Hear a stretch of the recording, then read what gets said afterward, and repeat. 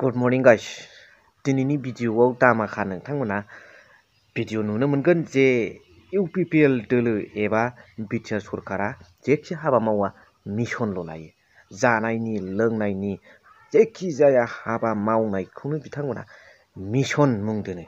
मानोना बिथांमोना फिथाइ सामथाइ गाइखेर जानानै सरकार सालायनाय साफा साफा नेता नालाय मोनफ्रोमबो हाबायानो बिसिना मिशन जायो। नाथाय जौ बेदर जुवा गेलेनानै सालायनाय जायफोर सालायो बिथांमोनाथ' मिशन गैया। नाथाय फारागा मा डेभेलपा मा बबे समाव बांसिन जादों दा मा जादों सिगां 17 बोसोराव मा जादों बेखौ रायजो राजाफ्रानो रोखा रोखा फोरमान होनो हायो। स' दिनैनि बे भिडिअनि गेजेरजों नोंथांमोना बे खोथाखौनो रोखा रोखा मिन्थिनो मोनगोन।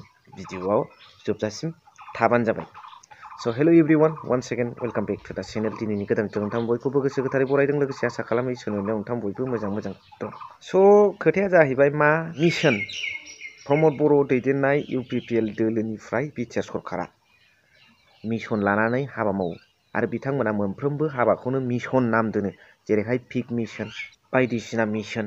दा खोथाया जाहैबाय मा मिशन दोननाया जेसेबां गिदिर बाथ्रा आरो मिशन दोननानै सोलिलांनाया बेनिख्रुइ देरसिन बाथ्रा आरो बेखौ फोथांनानै लाखिबाय थानायाबो बेनिख्रुइ देरसिन बाथ्रा आरो लोगोसे बेनि गेजेरजों रायजो राजाफ्रा सन्थुस जाना जायाखै, रायजो राजाफ्रा उन्नति जाना जायाखै, रायजो राजाफ्रा मोननांगौ जिखिनि मिशननि क्राइटेरिया मिशननि जेनाखि हिन्ट्सफोर बेफोरबायदि माखासे मोननांगौ मोन्थायखौ मोनना मोनाखै बे मिशननि गेजेरजों आरो बेसेबां बिथांमोना सेटिसफाइड खोथाया बेसो फैदों।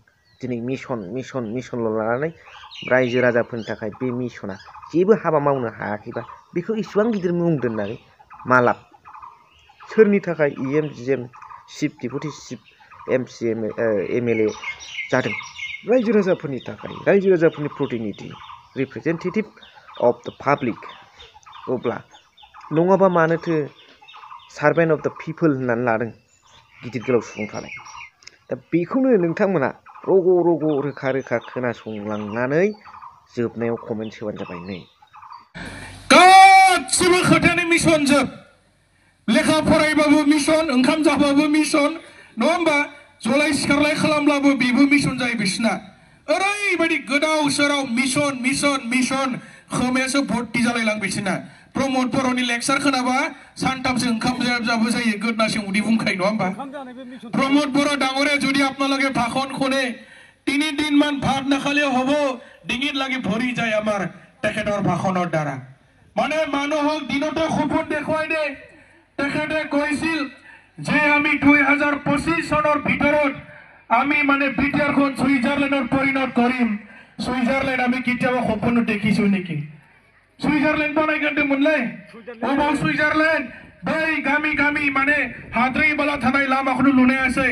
जेसेबांखिनि लामा डेभेलपमेन्ट जादों, स्कुल कलेज हस्पिटाल बायदिसिना अफिसियेल माने डेभेलपमेन्ट जादोंब्ला दिनै 17 बोसोर हाग्रामा महिलारि सारनि समाव गासिबो लामा दालां लुजोबखानाय। बै माने हाग्रामा दालां बारनानै जोङो ओरै सानजाहा थाङोब्ला आइफवालि दालां मोना होमबा? आइफवालि दालांनि साइनबोर्डखौनो खोमोरनानै गावसोरनो फेरेंगा प्रमद गोविंद बिदि नाम लिरफैयाखै होमबा? रायजोनो प्रमाण दं, रायजोनो साखि दं। बे दालाङा सोरनि समाव सेंसन जाया, बे दालांखौ सोर लुजेना, नङा होमबा? ओरैबायदि थगायनाय। चिरां जिल्लायाव एम स्टेन्डार्ड मोनसे मेडिकेल कलेज गायसननायनि बाथ्रा बुंदोंमोन। मोनफ्रोमबो डिस्ट्रिक्टआव नवोदय स्कुल, माने उदालगुरियाव अर्गानिक इउनिभार्सिटी। बोरै उदालगुरियावलाय? आं उदालगुरिनि मानसि। अबाव अर्गानिक इउनिभार्सिटी? बै रुनिखाथायाव डिजिटेल गल्ड सिनेमा हल लुफुंबाय एचिभमेन्ट। नोंथांमोनाथ' रुनिखाथाखौ नुफेरबाय नङा होमबा? मालाबा गाइखेर साहा लोंनो थाङो जोङो रुनिखाथा बाजाराव। अबाव सिनेमा हल दं बेयावलाय?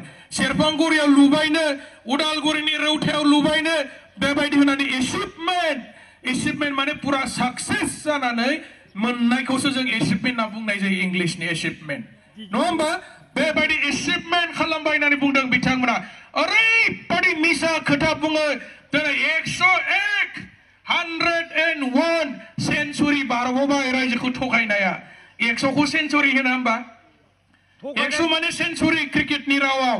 101 मिसा खोथा बुंबाय बै बोराय माने 60 बोसोर बारनाय मानसिफोरनो अनफावरि नामनि 2 लाख थाखानि माने देहा नायनो थाखाय चिकित्सा खालामनो थाखाय 2 लाख थाखा साफ्रोमबो मानसिनो आयुष्मान भारत बायदि बेबायदि हेल्थ कार्ड होगोन होननानै बुंदोंमोन सोर साब्रैसो बे बेंटल ओनसोलनि बामुनगाव ओनसोलनि चिरां ओनसोलनि रायजोफ्रा मोननो हायाखै रावबो सासेबो दिनै मोननायाखिसै ओरैबायदि माने थगायनाय दा बे खोथाखौ दिनै रायजोफोरनो बुंनांगौ दिनै माने बिटिआर सुक्तिया लायनो 82% कमप्लिट जाबाय होमब्ला एनआईटी जाबाय नामा NIT national institute of technology engineering college बे जाबाय नामा पॉलिटेक्निक कॉलेज बै दांथोलो रेल फैक्टरि बेखौ लुखांजोब्बाय नामा होमबा गावसोर लुखांजोब्बाय ना रायजोफोर लुनो हादोंना हायाखै मोनसेबो दिनै मावफुंनो हायालासिनो बोरै बिटिआरनि खामानिफोरा जाफुंजोब्बाय होननानै बोरै बुंनो हाखो ओरैबायदि थगायनाय स्पोर्ट्स यूनिवर्सिटीया मा जाखो सेंग्रा सिख्लाफोरखौ इंटरनेशनल लेवलनि माने गावसोरो गेलेनो हाग्रा साफा मानसि बानायनायनि खोथा बुंदोंमोन स्पोर्ट्स यूनिवर्सिटी आमार माने उठी अहा যুৱক যুৱতী সকলক তেওঁলোকে পঢ়ুৱাবৰ কাৰণে ট্ৰেইনিং কৰাবৰ কাৰণে প্ৰত্যেকটো জিলাৰ ব্যক্তি তেওঁলোকে মানে ট্ৰেইনিং ইনষ্টিটিউট কৰাৰ মানে তেওঁলোকে কথা দিছিল আজি কোট কৰিলে তেখেতসকলে ইমান যে মিছা কথা কয় আৰু আজি নতুনকৈ আৰু একো কাম কৰিব নোৱাৰে তেখেতসকলৰ মানে চৰকাৰ যি মানে আমাৰ আগন্তুক এপ্ৰিল মাহতে সমাপ্ত হ'ব নংখাই কথা বুंनानै 5 बोसोरा दिनै जोबबाय सेस जाफैबाय आरो दिनै लाजिनानै मोनसे खोथा बुंदों प्रमोद बर'आ देलायनो गावसोरो सरकारनि साख्रि बुङाखैनो बै माबा मोनसे मावना जानायखौसो साख्रि होनदोंनो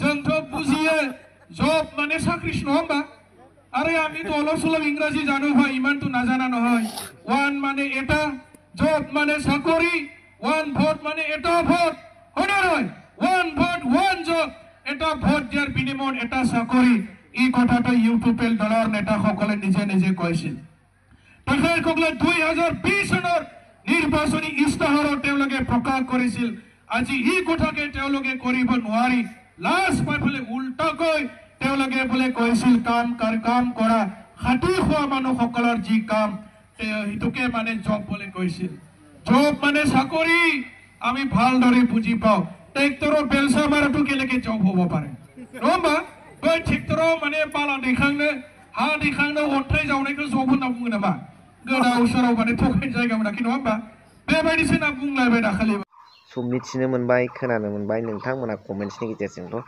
फोरमायहरदो अब्लानो आङो नोंथांमोननि कमेन्ट्सखौ पिकआप खालामगोन स' एसेयावनो दोनथ'बाय थेंक इउ भेरि माच फर वाचिं लाभ इउ